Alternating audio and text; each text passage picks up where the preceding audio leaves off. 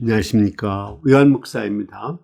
오늘 말씀에 보면 하나님께서 유다를 망하게 하기 전에 그 유다를 멸망시키지 않게 할 한 사람을 찾고자 했습니다. 그런데 그 한 사람을 찾지 못해서 결국은 유다가 망했다고 말씀하십니다. 그 한 사람은 도대체 누굴까요? 오늘 말씀은 에스겔서 22장 24절부터 31절입니다. 인자야, 너는 그에게 이르기를 너는 정결함을 얻지 못한 땅이요 진노의 날에 피를 얻지 못한 땅이로다. 그 가운데 선지자들이 반역함이 우는 사자가 음식물을 삼킴 같도다.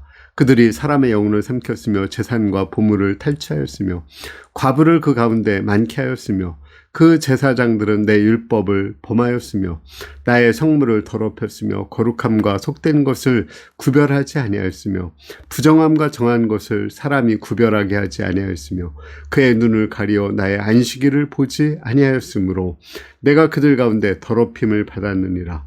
그 가운데 고관들은 음식물을 삼키는 일이 같아서 불의한 이익을 얻으려고 피를 흘려 영혼을 멸하였거늘 그 선지자들이 그들을 위하여 회치를 하고 스스로 허탄한 이상을 보며 거짓 복수를 하며 여호와가 말하지 아니하였어도 주 여호와께서 이같이 말씀하셨느니라 하였으며 이 땅 백성은 포악하고 강탈을 일삼고 가난하고 궁핍한 자를 압제하고 나그네를 부당하게 함께 학대하였으며 이 땅을 위하여 성을 쌓으며 성 무너진 데를 막아서서 나로 하여금 멸하지 못하게 할 한 사람을 내가 그 가운데 찾다가 찾지 못하였으므로 내가 내 분노를 그들 위에 쏟으며 내 진노의 불을로 멸하여 그들의 행위대로 그들 머리에 보응하였느니라.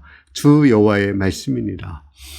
자, 하나님께서는 그 유다를 망하게 하기 전에 그들의 지도자들의 죄를 이렇게 고발하고 있습니다. 특히 선지자들은 자신의 유익을 위해서 거짓으로 예언했어요. 이렇게 심판이 임박했는데도 평강하다 이렇게 전했고요. 또 제사장들은 선과 악 또는 거룩함과 속된 것을 구별해야 되는데 그것을 구별해 주지 않았습니다. 고관들도 불의한 이익을 위해서 이렇게 약자들을 탄압했어요. 또 백성들도 그들한 지도자의 영향을 받아서 이렇게 나그네 또는 과부, 고아와 같은 약자들을 학대했습니다. 하나님은 꼭 그들의 그 죄 때문에 망했다 이렇게보다도 그들의 죄를 이렇게 막아서 멸망하지 못하게 할 그 한 사람을 찾지 못해서 결국은 심판하셨다고 말합니다. 그러면 도대체 그 한 사람은 누굴까요? 예를 들어서 우리 모세는 이스라엘 백성들을 하나님이 우상 숭배로 인해서 멸하려고 할 때 이들을 다 멸한다면 차라리 내 목숨을 이렇게 생명책에서 지워달라고 기도하죠.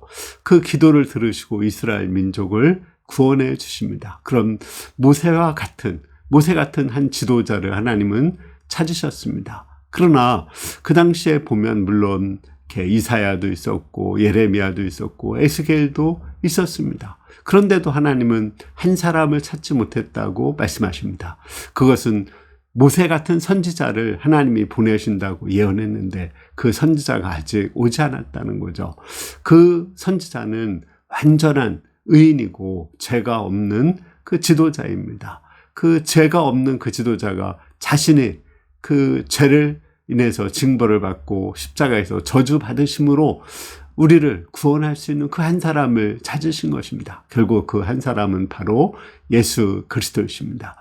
예수님은 하나님의 아들로 거룩하고 죄가 없으신 분이시죠. 그런데 그 예수님이 십자가에서 온전히 저주받고 죽으셔서 우리를 대신해서 죽으심으로 우리를 멸망하지 않게 했습니다.